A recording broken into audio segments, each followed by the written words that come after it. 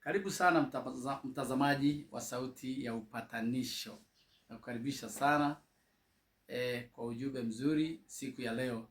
Ujumbe unaosema ni wakati wa kukumbukwa na Bwana. Ujumbe huu nimeupata kutoka kwenye kinywa cha Mungu kwa ajili yako wewe siku hii njema ya leo. Mungu anaenda kukukumbuka. Na nimepewa katika kitabu cha Samueli wa pili sura ya 9 kuanzia hapo mstari wa kwanza na kuendelea, wakati ambapo mtumishi wa Mungu anazungumza kuhusu jinsi Daudi alivyomkumbuka mtoto au mjukuu wa Sauli mfalme aliyekuwa anaitwa Mefiboshethi.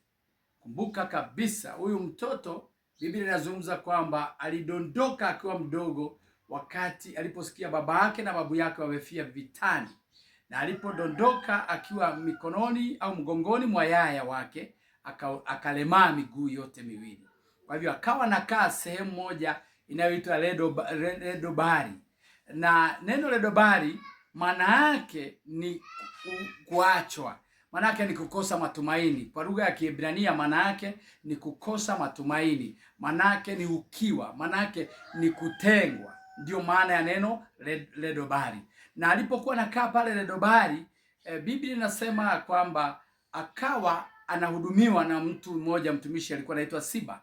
Na wakati ambapo Daudi alipopata ufalme, ikabidi amkumbuke mtumishi wa Mungu Yonathani ambaye alikuwa ni mwana wa Sauli mfalme. Lakini kumbuka, Biblia inasema moyo wa Daudi na moyo wa Yonathani zilikuwa zinaandamana. Kwa hivyo alipomkumbuka, akamkumbuka yule mtoto, akasema, je, hakuna mtu katika nyumba ya Yonathani ambaye amebaki mpaka sasa? Ukaitwa yule Siba, akasema kuna Mefiboshethi, lakini akawa anasema lakini mlemavu wa miguu. Haleluya, Bwana asifiwe sana. Maana yake alikuwa anaonyesha kuna udhaifu, kuna mapungufu ya yule Mefiboshethi kuja katika nyumba ya mfalme. Maanake haiwezekani, maana ni mdhaifu, ana miguu iliyolemaa. Bwana asifiwe sana. Leo nakwambia, pamoja na changamoto ulizo nazo, pamoja na mapungufu ulionayo, watu wanakusema hauwezi, hii biashara umeanzisha hauwezi kwa sababu kamtaji kako ni kadogo. Ninakwambia leo unatolewa Ledobari, unapelekwa kuketi na mfalme, kama vile Mefiboshethi alipoitwa akakae na kula mezani mwa mfalme Daudi. Katika jina la Yesu na kutamkia kwamba wewe ni sehemu ya ufalme wa Mungu, na unaitwa ili ule pamoja na mfalme, ili uishi kwa furaha na faraja, ili ufanikiwe kwenye hiyo biashara yako, ili ufanikiwe kwenye hiyo ndoa yako, ili ufanikiwe kwenye hiyo kazi ya mikono yako. Mungu anataka kukuinua viwango, anataka kufanya kinyume na matarajio ya wanadamu. Watu wanasema huyu aliachwa, babake alikuwa mtoto wa mfalme, lakini wamekufa wote, hamna chochote.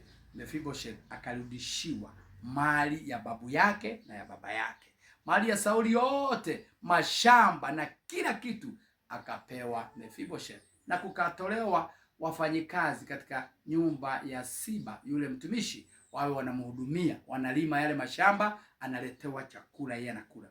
Mungu afanye kama alivyofanya kwako katika jina la Yesu. Bwana ameniambia anaenda kukuinua kutoka kiwango kimoja hadi kingine, anaenda kukufanikisha, lakini anaenda kukufanya kuwa baraka katika familia yako, katika ndoa yako na katika maisha yako, katika jina la Yesu. Na kutamkia baraka. Shalom, shalom, shalom. Hallelujah.